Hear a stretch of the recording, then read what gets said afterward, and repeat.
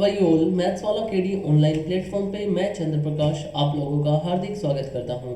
जैसा कि हमारी पीवाईक्यू की जो सीरीज चल रही है उसी सीक्वेंस में आज हम 5 अप्रैल 2024 को जेईई मेंस का फर्स्ट शिफ्ट में जो पेपर हुआ था उसको सोल्व करेंगे। और उसका फर्स्ट क्वेश्चन हमारे सामने है the 50th word in the dictionary using the letter BBHJO। इसने हमें लेटर दे दिए BBHJO, ये 5 लेटर्स हैं। और इसके लिए हमें क्या बताना है कि इसका जो 50th वर्ड होगा वो क्या होगा। तो यहाँ से हम क्या करते हैं, कॉम्बिनेशन लगाएंगे। और कॉम्बिनेशन के लिए हमने क्या किया, ये हमने 5 लेटर के लिए 5 बॉक्सेस बना लिए। ठीक है, अब इन 5 बॉक्सेस में से सबसे पहले हमें फिल बी करना है। ये हमने बी फिल कर दिया।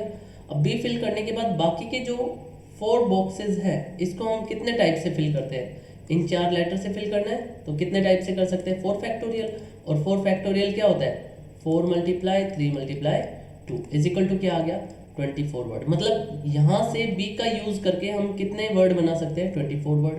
ऐसे ही देखिए फिर सेकंड लेटर क्या आ रहा है, सेकंड भी बी आ रहा है। तो बी चाहे यहाँ पे लिख दो चाहे यहाँ पे लिख दो, वही वर्ड बनेंगे 24। तो उसके बाद देखिए बी के बाद आता है एच। अगर हम एच लेटर से स्टार्ट करते हैं तो हमारा जो वर्ड है कितने वर्ड बनेंगे टोटल। अब ये जो बाकी के 4 बॉक्सेस हैं इसको वापस हम कितने टाइप से फिल कर सकते हैं, 4 फैक्टोरियल। लेकिन इन 4 के अंदर, इन 4 बॉक्सेस के अंदर बी बी रिपीट होगा। कितने वर्ड, कितने लेटर रिपीट हो रहे हैं, 2 लेटर रिपीट हो रहे हैं। तो हम इसको किससे डिवाइड कर देंगे, 2 फैक्टोरियल से। क्या आएगा, 24/2 इज इक्वल टू 12। तो यहाँ से एच लेटर से स्टार्ट करके हम कितने वर्ड बना सकते हैं, 12 वर्ड बना सकते हैं। उसके बाद देखिए फिर ऐसे ही नेक्स्ट लेटर क्या आता है, जे। अब जे से अगर हम वर्ड की स्टार्टिंग करते हैं तो यहाँ से भी बाकी के जो 4 बॉक्सेस हैं इसको हम कितने टाइप से फिल कर सकते हैं, 4 फैक्टोरियल। इसके अंदर भी क्या रिपीट होगा, बी बी 2 लेटर रिपीट हो रहे हैं तो किससे डिवाइड कर देंगे, 2 फैक्टोरियल से। क्या आ जाएगा, 24/2 इज इक्वल टू 12। तो जे से स्टार्ट करके भी हम कितने वर्ड बना सकते हैं, टोटल 12। कितने वर्ड हो गए, काउंट कीजिए। हमारे पास अब तक 48 वर्ड बन चुके हैं। अब जो 49th वर्ड आएगा वो क्या आएगा, अब 49 वर्ड जो आएगा उस वर्ड का जो स्टार्टिंग लेटर होगा वो क्या होगा। देखिए बी आ चुका, एच आ चुका, जे आ चुका, बच क्या गया, ओ। मतलब 49 जो वर्ड आएगा उसकी लेटर की स्टार्टिंग किससे होगी, ओ से। बच क्या गया हमारे पास, बी बी एच जे, ये हमारा 49 वर्ड हो गया। अब उसके बाद नेक्स्ट आता है 50th वर्ड। जो 50th वर्ड है वो क्या होगा, स्टार्टिंग तो वही रहेगी। तो देखिए 50th वर्ड क्या आता है, बी बी, अब एच जे था इसमें हम क्या ले लेंगे, जे एच। ओके, ये हमारा कौन सा वर्ड हो गया, 50th वर्ड हो गया। तो 50th वर्ड पूछा था इसने, वो क्या है हमारा, O B B J H, ये हमारा वर्ड होगा, ये आंसर है। ओके, नेक्स्ट नंबर क्वेश्चन देखिए क्या आता है हमारे सामने। इसने दिया 3⁵ प्लस 2x/5⁵1/3⁵12।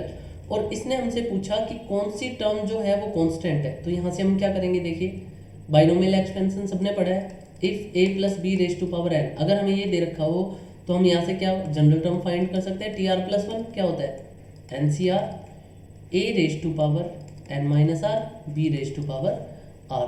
तो यहाँ से देखिए हम इसको लिख सकते हैं 3⁵1/5/x प्लस 2x/5⁵1/3⁵12।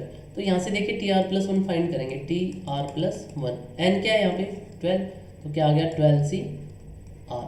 a क्या है 3⁵1/5 और डिवाइड बाय x, इसकी पावर क्या होगी n-r, मतलब 12 - r। b⁻r, b क्या है 2x/5⁵1/3 और इस पूरे की पावर क्या हो गई, r हो गई।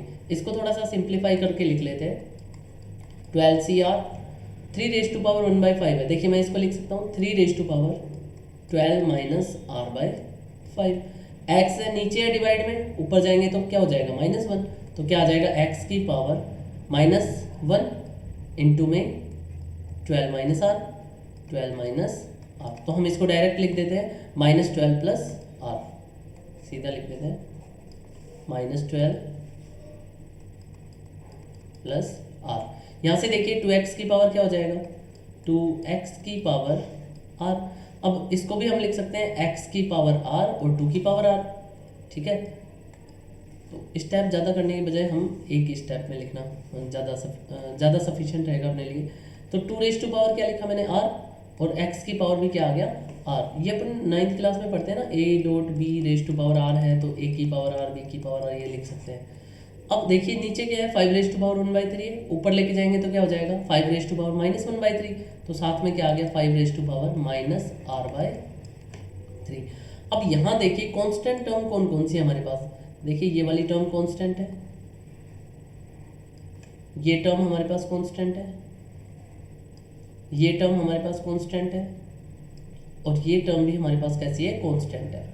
बच क्या गया हमारे पास, हमारे पास बच गया x raise to power -12 plus r, base same है, देखिए दोनों का पावर ऐड हो जाएंगे, प्लस r। तो कांस्टेंट टर्म के साथ अपने पास क्या बचा साथ में, x raise to power -12 plus 2r। और अपने को पता है कि कांस्टेंट टर्म कब बचेगी, जब x की पावर क्या होगा यहाँ पे 0, और x की पावर है -12 प्लस 2r।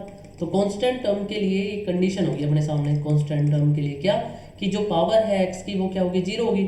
तो इसको 0 के इक्वल रख लिया, -12 को इधर लेके जाएंगे क्या हो जाएगा +12, 2r इजिकल टू क्या आ गया +12, 2 कहाँ चला गया, डिवाइड में अपने पास r की वैल्यू क्या आ गई 6। अब ये टर्म नहीं है 6 ही ध्यान रखिए, t r+1 तो t 6+1 इजिकल टू क्या आएगा t7 टर्म जो होगी वो क्या होगी हमारी constant, t7 is constant, t का मतलब टर्म, s का मतलब 7, टर्म 7 इज कांस्टेंट, ठीक है।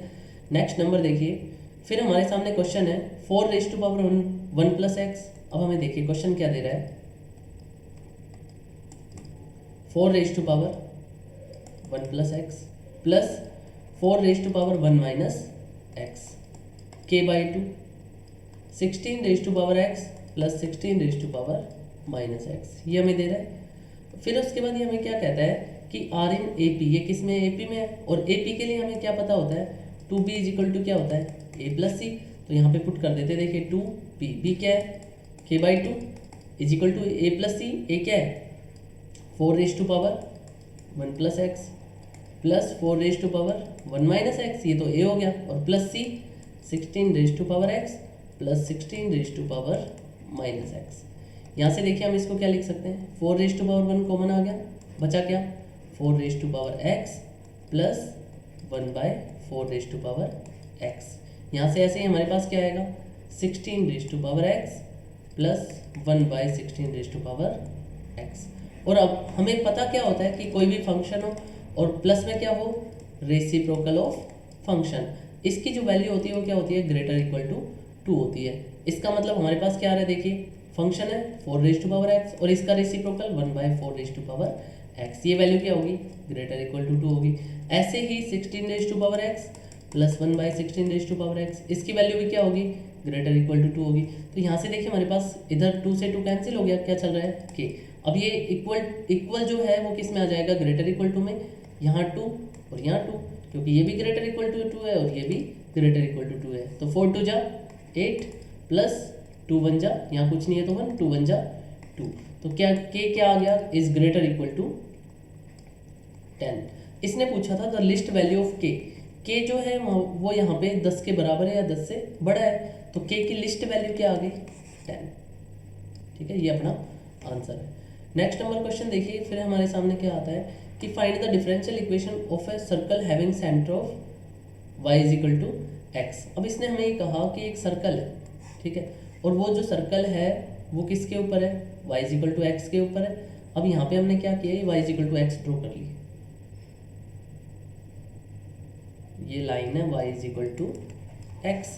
फिर उसके बाद ये क्या कह रहा है हमें, फिर उसके बाद इसने हमें ये कहा कि जो सर्कल है वो किससे पास होता है, ओरिजिन से पास होता है। ये लीजिए हमने एक सर्कल ले लिया और जो ओरिजिन से पास होता है, इसका जो सर्कल का सेंटर है वो किस पे दे रहा है हमें, इसने ऑलरेडी दिया है, circle having centre at y is equal to x line. अब यहाँ पे circle y is equal to x line पे है, तो इसके हमारे कोऑर्डिनेट्स जो होंगे वो क्या होंगे भाई, x इज इक्वल टू अपन ने अल्फा कंसिडर कर लिया, तो y इज इक्वल टू भी क्या होगा अल्फा, तो इसका सेंटर अपन ने क्या ले लिया अल्फा कोमा अल्फा, ये अपना सेंटर आ गया। अब अगर हमें सर्कल का सेंटर दे रखा है तो इक्वेशन ऑफ सर्कल क्या होती है? इक्वेशन ऑफ सर्कल हमने क्या कंसिडर कर लिया कि इसकी रेडियस क्या है? स्मॉल आर है। तो इक्वेशन ऑफ सर्कल क्या आएगी? एक्स माइनस एल्फा का whole square plus y minus beta नहीं आएगा, एल्फा ही है, क्योंकि y is equal to x है, तो y माइनस एल्फा का whole square is equal to क्या आ गया? R square. यहाँ से देखिए क्या आता है, then implies x square plus alpha square minus 2 alpha x, ऐसे ही प्लस का y square plus alpha square minus का 2 alpha y is equal to r square. यहाँ से हमारे पास देखिए क्या दिया था इसने कि जो सर्कल है वो सेंटर से पास होता है और हमें ओरिजिन से पास होता है। इसका मतलब अगर हमें ये दे दिया जाए कि कोई कर्व है वो सेंटर से पास हो रहा है, कोई लाइन है वो सेंटर से पास हो रही है, कोई इलिप्स है वो सेंटर से पास होता है, इसका मतलब उसके अंदर जो कांस्टेंट वैल्यू है, कांस्टेंट वैल्यू एग्जिस्ट नहीं करती है। तो इसका मतलब यहाँ से हम क्या कर सकते हैं, कांस्टेंट को निकाल सकते हैं। तो हमने क्या किया, ये जो कांस्टेंट है इनको हमने निकाल दिया, अल्फा स्क्वायर और आर स्क्वायर इनको छोड़ दिया। अपने पास इक्वेशन क्या बचती है वो देखिए, अपने पास इक्वेशन आई एक्स स्क्वायर माइनस का 2 alpha x plus y square minus का 2 alpha y is equal to क्या आ गया? 0। ये हमारी कौन सी इक्वेशन होगी? Equation number first. अब उसके बाद हम क्या करते हैं, देखिए फिर हमने इसने अपने से डिफरेंशियल इक्वेशन पूछी थी तो हमें ऑब्वियसली वन टाइम डेरिवेटिव करना पड़ेगा। तो हमने क्या किया, वन टाइम डेरिवेटिव किया। अब आप लोग कहोगे सर वन टाइम ही डेरिवेटिव आपने क्यों किया? तो बच्चों वन टाइम डेरिवेटिव मैंने इसलिए किया क्योंकि यहाँ पे कितने कांस्टेंट एग्जिस्ट कर रहे थे, एक ही कांस्टेंट एग्जिस्ट कर रहा था अल्फा। तो क्या है अपने पास, देखिए देन इम्प्लाइज एक्स स्क्वायर की वैल्यू क्या आ गई?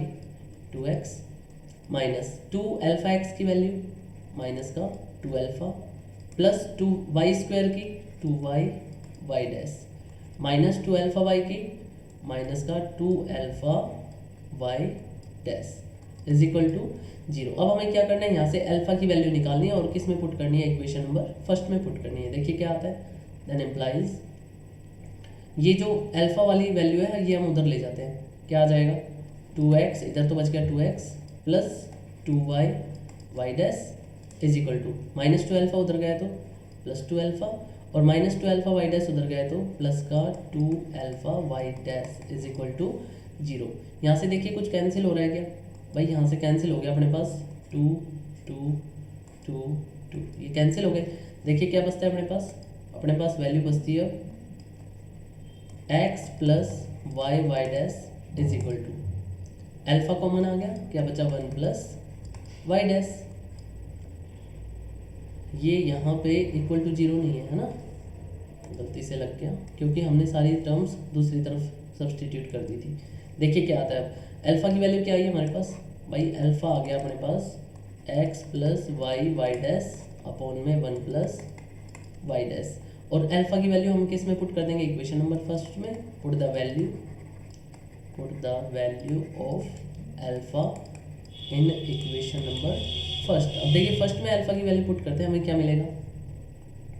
Then implies x square minus 2x, alpha की जगह x plus y dash upon 1 plus y dash plus y square minus का 2y और अल्फा की जगह फिर क्या आ गया? x plus y dash upon में 1 plus y dash is equal to 0। इसको हम और सिंप्लीफाई कर लेंगे, ये हमारा क्या हो जाएगा? इसका आंसर हो जाएगा। मीन्स जो इसने क्या पूछी थी अपने से, डिफरेंशियल इक्वेशन जो पूछी थी, ये हमारी डिफरेंशियल इक्वेशन आ जाएगी। Okay, thank you.